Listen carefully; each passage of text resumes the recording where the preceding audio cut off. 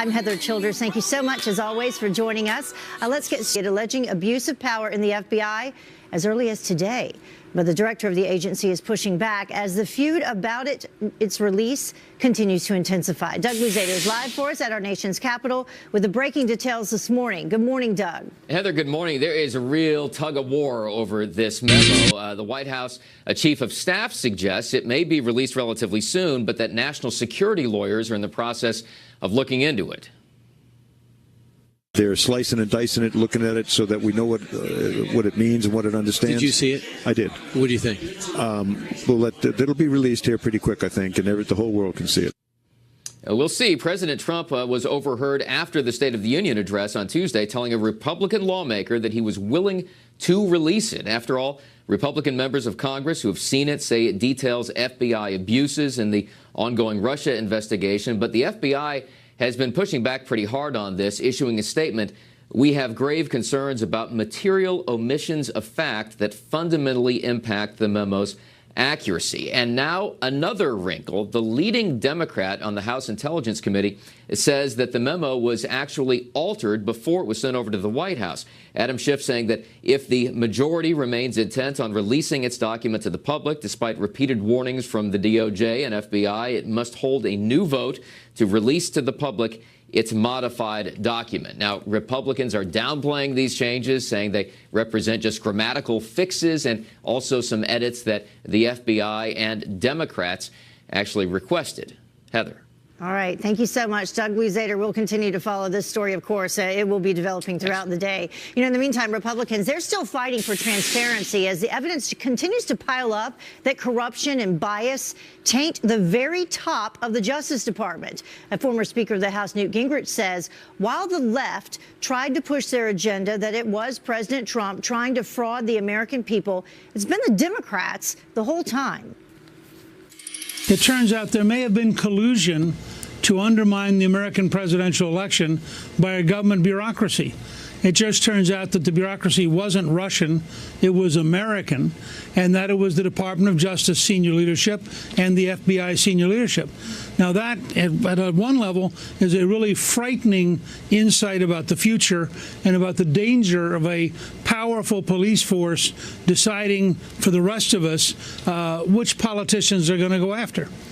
It's not the great bulk of hardworking, everyday folks out there trying to protect America and trying to enforce the law. But this thin layer, I think we're going to discover in the next few days, clearly conspired to mislead a judge in order to get an ability to spy, which was totally illegal.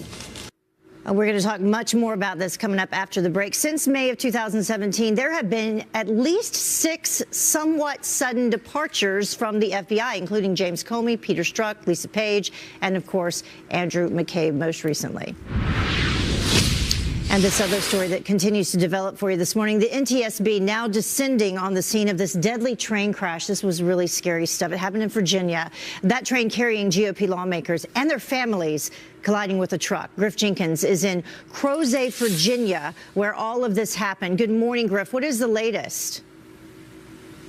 Good morning, Heather. The latest, as you see the railway crossing behind me in Crozet, the latest is we now know the identity of the one fatality, Christopher Foley of Louisa County, a neighboring county here to Albemarle. He was 28 years old as that train shortly after 11 a.m. came across that crossing behind me and collided with a trash truck. 3 were on that truck, 1 fatality, 1 seriously injured, and 1 able to walk away from it, being treated at the hospital. We spoke to some of those dozens of lawmakers that were on the train. Here's what they say happened. Boom, jarring type of both sound and feeling, almost like an explosion, but then the train kept going normally. I think it was an instantaneous death. We attempted to resuscitate him, but I don't think for his family that he suffered. It's the scene you don't ever want to see. Heather, what was remarkable was several of those lawmakers, doctors themselves, 7 or 8 of them, they jumped in, and GOP members became first responders. House Speaker Paul Ryan talking about their efforts. Take a listen. I'm just so thankful for the people who sprung into action today. I'm so thankful for the Capitol Police, the first responders, and to our physician members of Congress who sprang into action. Thank you so much for what you guys did today. It just kind of reminds you sometimes how fragile life can be. And the NTSB on scene, you may be able to see the crews working overnight behind me. When we first got here, we got a look at the lay of the land, and the NTSB held a press conference, Heather, last night. The spokesman, Earl Weiner, I asked him what were some of the factors, possibly a blind spot in speed. Here's what he told me. Is speed of the train and then the blind spot of the crossing factors you're looking at? We'll be looking at those factors. That's affirmative. The NTSB also tells me that they will be here perhaps for a few days trying to figure this out, and certainly months before we get a final report. Weiner, they're calling it an accident, and you can see we're in a country area. There's a blind spot going up a hill behind me. The train believed to be traveling at about 50 miles an hour or more. There's going to be a lot to piece this together, but fortunately, the damage, many of those lawmakers able to walk away, but the sad news of at least one fatality, that young man, Christopher Foley, who was on the train. We'll bring you more as we get it this morning, Heather. Yeah. Now, can I just ask you one question, Griff? There were other people on the train as well. I understand 6 people total were taken to the hospital. I know that there was one other lawmaker. There was one other, an aide to Ryan. But there were other people on the train as well? That's right. So 6 people were transported to the hospital. The one injured in the truck was actually airlifted to the hospital, but a total of 6, 1 in critical condition still, 4 being treated, evaluated, still in the hospital, and one of those 6 was able to leave. And as you mentioned, one of the ones taken to the hospital was the aide to Paul Ryan, and one member, Representative Lewis, was treated at the hospital and released for a concussion. Right. Heather? All right. Thank you so much. Appreciate it, Griff. Well, the White House is still working to make a common sense deal on immigration reform, despite ongoing resistance from Democrats. And the administration breaking down the call to end chain migration, saying that 70% of legal immigration is through family ties. Half of all immigrant households get some sort of handout from the government. And the flood of immigrants without skills means smaller paychecks and strained federal resources, which also hurts American workers. And a wannabe Bronx terrorist has to be separated from the New York City Chelsea bomber in jail, as Sajmir Ali Memati is accused of trying to recruit ISIS followers with Ahmad Rahimi while behind bars. And the two conspired to get a thumb drive from Rahimi's case filled with bomb-making instructions and copies of an al-Qaeda magazine. Ali Memati was caught by an undercover agent while trying to join ISIS. And the defense system, designed to protect Hawaii from a possible nuclear attack, just failed another test. It is the second unsuccessful. Some believe it's too early. I disagree. The time is now. We must organize, challenge, and resist. Man, how about a disclaimer for her? In all, 5 Democrats, including Congressman Joe Kennedy and Senator Bernie Sanders, made public responses. Well, the Democrats who did show up for the State of the Union sent a very clear message of disgust for the president's message. And while some, like Nancy Pelosi and Senator Chuck Schumer, are being criticized for their looks of exasperation, you call it that, conservative radio host Rush Limbaugh says he's happy Americans got to see them for who they truly are. I have to tell you, I was happy. I was happy when the Democrats sat and didn't applaud and didn't stand up. I was happy. I wanted the American people to see it. I was happy when Pelosi had her sourpuss face, like gumming like the dentures had slipped, was Polident wasn't working or something. I loved it when they looked at each other with confusion, as if to say they're applauding that. Democrats looked confused when Republicans were applauding time and time again, because they genuinely don't get it. Well, according to a new Monmouth University poll, President Trump's approval rating jumped up to 42% in the hours after his first State of the Union address. That's up from 32% last month, so full 10 points. Well, President Trump could decide today whether to release the controversial FISA memo. Let's release the memo. Oh, yeah, don't worry. 100%. Can you imagine? A former FBI special agent joins us next and why he says everyday Americans deserve the truth. Breaking his silence, a person of interest, questioning the Las Vegas massacre, what the gun dealer who sold the ammo to Stephen Paddock just said. Today, Sophia, I'm here to tell you that millions of people from every corner of the world will be praying for you on January 26th. And among those will be people and all of us here at the White House, including President Trump. Welcome back to Fox and Friends First. The clash between the FBI and the White House growing over the release of the controversial Republican memo. And any minute now, President Trump could make a decision on whether to, in fact, release it. Here now is former FBI Special Agent Chad Jenkins. He joins us to talk a little bit more about this. Thank you so much for joining us. We appreciate it. Yeah, absolutely. Good to be with you, Heather. Let's get right to the latest thing, this partial statement from the FBI on the FISA memo. They released this yesterday saying we have grave concerns about material omissions of fact that fundamentally impact the memo's accuracy. But originally, when the Nunes first said that he was going to release this, they said that they couldn't dispute any facts within it. But then they come out with this statement yesterday. What do you think? Well, I tell you, when you omit key facts to a document that's a summary of thousands and thousands of documents in itself, key omissions can have grave consequences. I think all of us, every single American sitting at home right now, wants to have full transparency, not partial transparency anymore from anyone in Washington. And I'm talking both Republicans and Democrats. Any politician there are equally withholding information from the American public. If you take a document, a 4-page summary, let me give you an example. I could give you a 4-page summary of the Bible, but I can omit John 3:16. For God so loved the world that he gave his only begotten Son, that whoever believes in him shall not perish but have everlasting life. Or John 14:6, Jesus said, I'm the way, the truth, the life. Only through me do you get to the Heavenly Father. And other key critical verses where Jesus declares himself God. I've completely deceived you of the truth and the only fact that matters, that separates Christianity from all the religions, that Jesus is God. And that has dire consequences.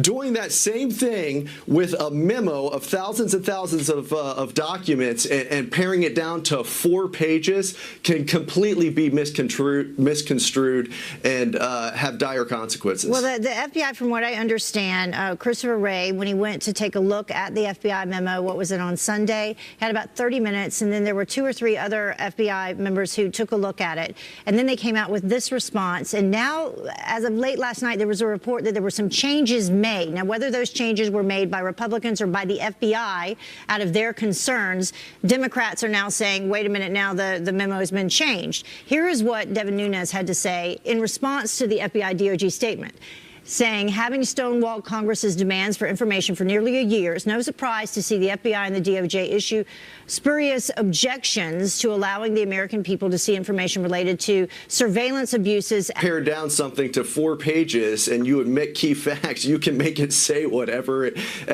you want it to say. I mean, you can do that. And I think the FBI right now is saying, hey, when the American public doesn't have the full totality of all of the facts, if we're going to release a 4-page memo, I'm all for that. Let's also release the FISA application. Let's release the Woods review file that goes with a FISA application that backs every factual assertion within a FISA affidavit. Let's go ahead and release the contents of what the FISA warrant is gleaning during the investigation. Let's see the totality of everything, and then the American public, you and me, and the second balcony up at the State of the Union, the Americans that deserve to hear the truth can know everything. Will that happen? That will never happen, unfortunately. And that's who's being lied to because of the politicians that sit in D.C. And to be quite frank, I am just sick and tired of seeing this political ball go back and forth. It's disgusting. Yeah, the American people definitely have a right to decide on their own. I agree with you about that 100%.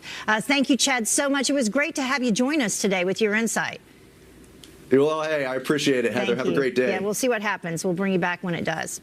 Well, the time now is about 20 minutes after the top of the hour. Sick and tired, the head of ICE slamming liberals for turning immigration agents into the enemy.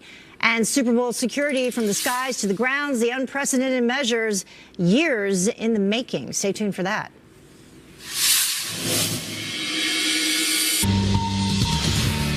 Welcome back to Fox and Friends First. It's not just the flu virus. Now, medication is being blamed for at least one death.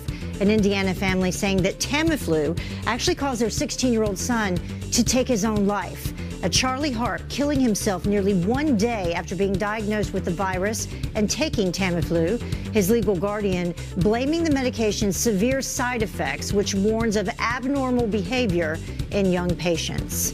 And all of this as 15-year-old Kira Molina dies from the flu in Georgia just 5 days after being diagnosed. Health officials also confirming that a 4-year-old New Jersey girl died in December. There have been at least 37 pediatric deaths from the flu so far this season. And a former basketball star and American Idol contestant dead after a high-speed crash. Rashul Butler and his wife, Leah LaBelle, passing away after their car slammed into a wall and then it rolled over. This happened in California. Investigators believe that Butler was driving 2 or 3 times the speed limit at the time. He played 14 years in the NBA, retiring in 2016 with the San Antonio Spurs. Well, it is game time for Minneapolis police. With just days until the Super Bowl, officials say they are ready to keep millions of people safe at all the week's events. There are a lot of them. Will Carr joins us now live from Los Angeles with how they are stepping up security. Good morning, Will. And good morning, Heather. The last time that Minneapolis hosted the Super Bowl was 1992, and pagers were one of the popular ways that people were communicating. Remember pagers? Well, obviously technology's changed quite a bit. So has the threat post 9/11 and more recently after the Las Vegas massacre. With that in mind, authorities in Minnesota say they're ready for anything. We really need to make sure that as a symbol of our freedom for Americans to get together and enjoy their pastimes, we have to make sure and ensure that their safety is first and foremost. Thousands of members of law enforcement will blanket Minneapolis this weekend ahead of the Super Bowl showdown between the Patriots and the Eagles. Authorities will be monitoring the situation from a central command center, and residents and fans can expect increased police patrols, numerous concrete barriers, bomb-sniffing dogs, helicopters, and thousands of cameras spread out across the city. Types of events. Obviously, due to its size, its scope, it is and can be an attractive target. We don't have any credible or specific threat intel, but we will continue to actively monitor channels with our international partners. Philadelphia and New England coaches, they've done the X's and O's, developed their game plan. In law enforcement, it's the same thing. We've planned, we've trained. It's game time for us, and we are ready. Authorities taking the event so seriously, they've sent a number of Customs and Border Patrol agents to Minneapolis to x-ray every vehicle going into the stadium. They also say they need the public's help. If anyone sees anything suspicious, they should report it to authorities immediately. Heather. All right. Game time almost here. Thank you very much, Will. Appreciate it. That's right. Well, the time now is almost 30 minutes after the top of the hour. In a deadly train collision, Republican lawmakers springing into action after an Amtrak train collides into a truck. Boom, jarring type of both sound and feeling, almost like an explosion. It's the scene you don't ever want to see. Congressman Robert Pittenger was on that train, and he joins us live up next to share his story. Welcome back. That deadly train collision, an Amtrak train carrying Republican lawmakers and their families to a retreat in West Virginia. You can see the aftermath there, slamming into a truck. North Carolina Congressman Robert Pittenger was on that train, and he joins me now live to talk about it. First of all, Congressman Pittenger, we're glad that you are okay. Thank you so much for joining us. Thank you, Heather. It's always good to talk to you. Yeah, can you take us through where you were when this happened and what you experienced? Sure. I had left my seat and just gone over to the refreshment car stand to get a Coke, and was standing there talking to the attendant and one other person, and all of a sudden we just felt this enormous just slam, and we knew we either hit something or something hit us, and you just grabbed onto whatever you could. So held on to the top of that bar thing, and you look at each other, and we didn't know what had happened, and it got our senses together and started looking out the window and saw a lot of trash, and apparently this truck had been dragged probably a couple hundred yards by the train, it appeared to us, and looked out, and a bunch of the docs who are members of Congress ran out there, half a dozen of them, and started working, pulling the people out of the cabs, and other folks who came who were emergency attendants. And, they worked on these fellows, and one of them just did not make it, and the other one they took off in a helicopter. It was a very sad moment. Very sad, yeah. Our prayers are with the families of all those injured, and the person killed, we should say, is Christopher Foley. He was 28 years old, one of the two passengers in that truck. I also understand Representative Lewis, he was taken to the hospital with some concussion precautions. Also, Representative Fleischman suffered some neck, back, and foot injuries. Yes, there were some injuries, and I think just the precaution they were taking to make sure that they were okay. None of us have anything that's major. Ours is a few bumps and bruises, but very sad for those families. It's just such an unnecessary accident. Someone apparently just trying to beat the train. I mean, what was the first? Can I ask you that? What was the first thing that went through your mind when this happened? Because in this world that we live in today, it's incredibly scary. Yeah, well, obviously the thought goes through your mind was this an attack of some kind, and it clearly wasn't. But we never know. You've got 200 members of Congress on a train headed somewhere. And so at the end of the day, it was just a very, very sad, tragic moment that we had a special time together of prayer last night for the families and for those who are still in the hospital. And we're having a Bible study this morning at 7 o'clock just to, again, convene. There's a lot of hurt and sad. It really shook up everyone because we realized that loss of life was there. And it's just, no matter how it happened, it's just a terrible thing. Absolutely. Congressman Pittenger, thank you so much. We certainly appreciate you joining us. We are glad that you are okay. And our prayers, as we said, with all those involved. Thank you. God bless you. Bye-bye. You too. Well, we are now learning that the person of interest who sold the ammunition used to kill 58 people in Las Vegas says he didn't see anything suspicious about the gunman. Well, authorities don't believe that Douglas Haig, who runs an ammo business, committed a crime or knew about the massacre.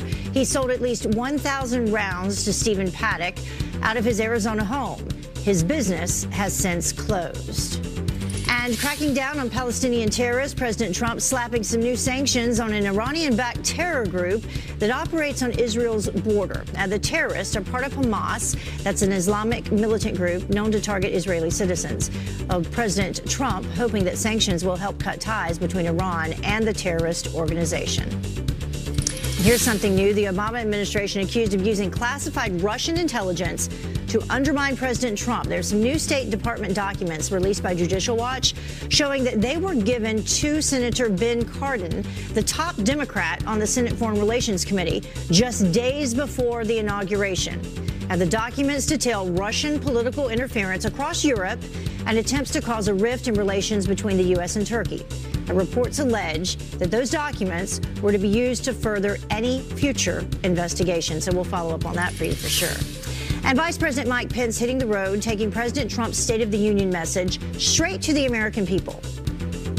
And our president laid out his vision for an America where everyone knows, in his words, the dignity of a hard day's work, where every child is safe in their home at night, and every citizen is proud of this land that we love. And folks, I got to tell you, that's what American leadership looks like. Vice President Pence speaking at a truck dealership in West Virginia, promoting the tax cuts pushed through by Republicans. And Congressman Trey Gowdy, the latest Republican to leave politics. The South Carolina lawmaker announcing that he will retire after this term and he'll return to the justice system, saying, quote, whatever skills I may have are better utilized in a courtroom than in Congress, and I enjoy our justice system more than our political system. As I look back on my career, it is the jobs that both seek and reward fairness that are most rewarding. And Gowdy serves as the House Oversight Committee chairman and oversaw the Benghazi investigation. Well, the time now is about 20 minutes until the top of the hour. President Trump honoring family members who lost loved ones killed by MS-13. But apparently, only Fox News viewers know about MS-13. He gives a speech tonight in which he makes it sound like the biggest issue in the United States, the biggest threat is MS-13, a gang nobody that doesn't watch Fox News has ever heard of. Well, Carly Shimkus is here with how those parents whose daughter was killed by that violent gang are firing back. Welcome back. President Trump honoring the families who lost loved ones at the hands of MS-13. 6 members of the savage MS-13 gang have been charged with Kayla and Nisa's murders. But apparently, no one has ever heard of that savage gang unless they watch Fox News. That is according to MSNBC host Joy Reid. Carly Shimkus with Fox News Headlines 24/7, Sirius XM 115 is here with the reaction that soon followed her outrageous comment. Good morning. Hey, good morning, Heather. You know, that violent gang whose motto, by the way, is kill, rape, murder, according to a Justice Department official, is believed to be behind 25 murders on Long Island, New York alone. But in response to the president's State of the Union address, Joy Reid of MSNBC tried to downplay the president's comments as a threat that only conservatives are concerned over. Take a listen. He gives a speech tonight in which he makes it sound like the biggest issue in the United States, the biggest threat is MS-13, a gang nobody that doesn't watch Fox News has ever heard of. Well, the parents of the 2 teenage girls killed by MS-13 gang members who attended the president's State of the Union address responded to Reid's remarks on Fox News last night. Take a listen. I have no words. Please, stop the violence. It's enough. How much more blood do we have to shed? Very good point there. Now, Reid is not the only one. Democratic Senator Kamala Harris also accused the president of inciting violence to push his immigration agenda as well. Let's talk about placing blame. Kathy Griffin now blaming sexism for what's happened to her with Hollywood, her Hollywood exile. Yes, that's right. So she opened up to the Hollywood Reporter about her inability to get work after posing with that now infamous picture with the bloody Trump mask. We all remember that. Well, she told the Hollywood Reporter, quote, I didn't commit a crime. I didn't rape anybody. I didn't assault anybody. I didn't get a DUI. I mean, my God, there are celebrities that bleeping kill people. Now, when addressing other recent missteps, she said, when you're a woman, you get one bleep up and it's over. If you're a guy, you get chance after chance after chance. So appearing to blame sexism for her current employment issues. Instead of the fact that she posted a picture reminiscent of ISIS. That is quite controversial, to say the least. So this is a great story to end it with. Let's end it this way. This little girl that Sarah Sanders offered prayers for from President Trump is out of the ICU. That's right. So a couple days ago, White House Press Secretary Sarah Huckabee Sanders asked the nation to pray for a 9-year-old little girl who has a rare brain condition and is about to go into surgery. Take a listen to this. Today, Sophia, I'm here to tell you that millions of people from every corner of the world will be praying for you on January 26th. And among those will be people and all of us here at the White House, including President Trump. Well, good news from Sophia's father, who just posted this on Facebook saying Sophia is out of the ICU. She is in a regular room and doing well. Physical therapists say she looks great. She is eating pizza and watching Frozen, getting back to her normal, goofy, silly self. How great is that? Yeah. What a Prayers answered there. Well, you know, frozen and pizza. That Who sounds can like a beat great that? night. Yeah. Heather, let's ditch the rest of the Yes, show and go do that. Exactly. All right. This weekend, it's a date. Thank you so much, Carly. Thanks a lot. Well, the time now is about 15 minutes until the top of the hour. And get out of jail weed card. The liberal city letting marijuana offenders off scot-free. It was dangerous what he said last night, and it has instilled fear, as I say over and over. What he is doing brings